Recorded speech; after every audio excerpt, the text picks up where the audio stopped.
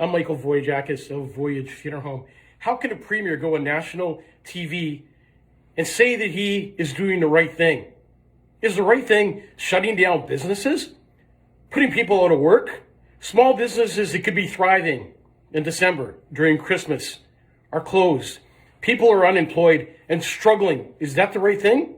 The elderly are stuck at home and are dying alone. Is that the right thing? People are sick and tired of the garbage. Suicides are at its highest level. People are turning to drugs and alcohol addiction to try and cope with what you're doing. And do you think you're doing the right thing? What you think may be the right thing may be the wrong thing for other people.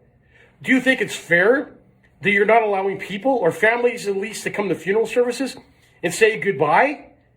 But instead, Dr. Rusin says, well, here's the phone number for the mental health line. What? Is that how we deal with problems as leaders? We give phone numbers to lines that can help us when we've caused a problem?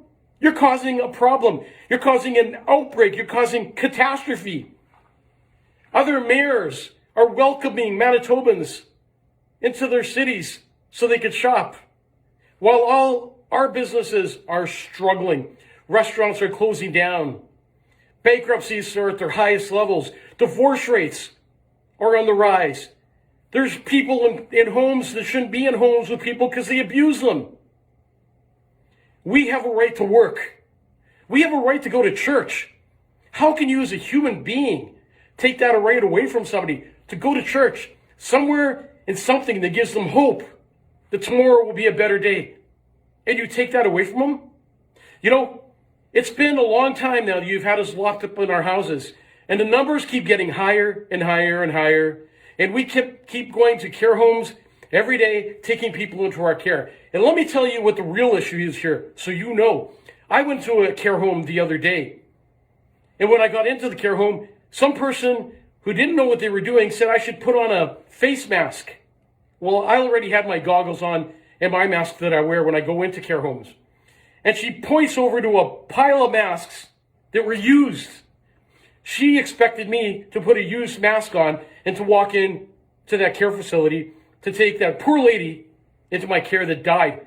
How ridiculous is that? Do you think the problem doesn't start right at the front door of these care homes? I went into this care home the other day, a second one. I'm in the room taking somebody into my care. I was totally unsatisfied with the way they left this lady on her bed to die. I was disgusted, actually. And I was going out of the room to try and find a supervisor. And when I got outside the room, there's three guys standing there going, is she okay? Is she going to be okay? I said, is who going to be okay? The lady. Is everything okay? Do you need our help? The lady in this room? I said, she's deceased. Oh no, you have the wrong room. No, I don't. I have the right room. This is what's happening in these care homes. I'm walking through some of these doors and I'm disturbed, to say the least, at what I'm seeing. And if you need to put money anywhere, you should put it into these care homes and help our elderly population out. The elderly people are dying left and right.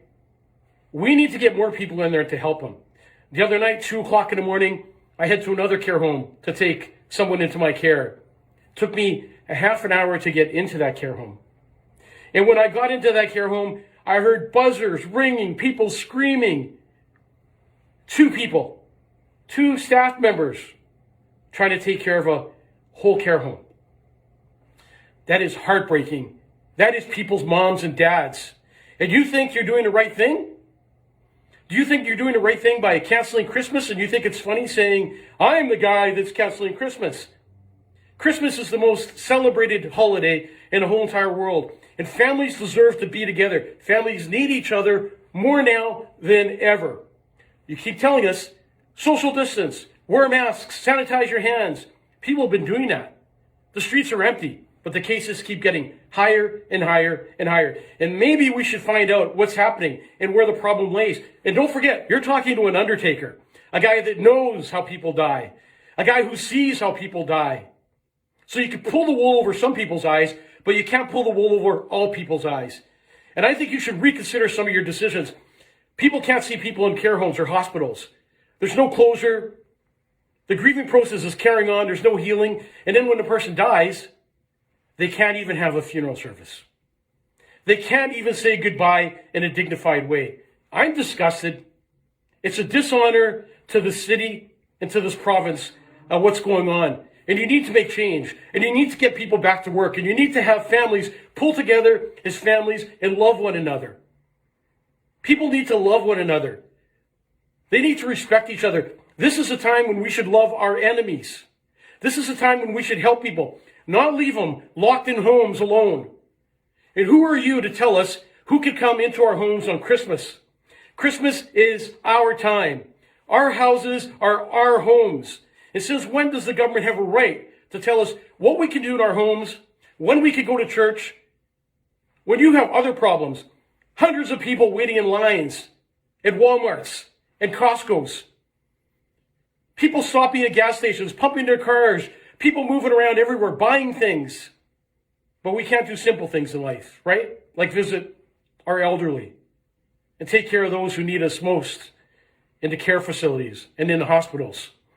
We need our families, and our families need us. And you cannot tell us that you're doing the right thing, because the right thing that you're doing is the wrong thing for me.